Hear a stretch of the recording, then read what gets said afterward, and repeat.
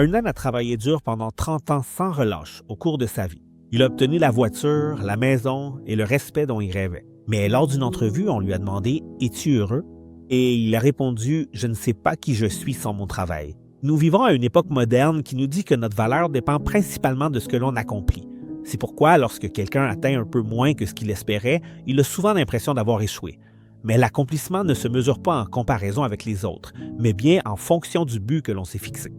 Dieu ne t'appelle pas à compétitionner, il t'appelle à grandir. Tu n'as pas besoin d'être distingué ou de briller plus qu'un autre, mais simplement d'être fidèle à ce qu'il a mis entre tes mains.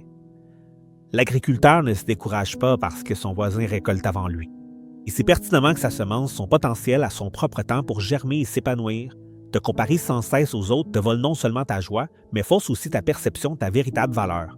La vraie satisfaction, celle qui dure, arrive véritablement quand tu comprends profondément que tu n'es pas engagé dans une course de popularité, mais bien dans un processus de croissance personnelle, où chaque effort a du sens, même si personne ne l'applaudit ou ne le remarque.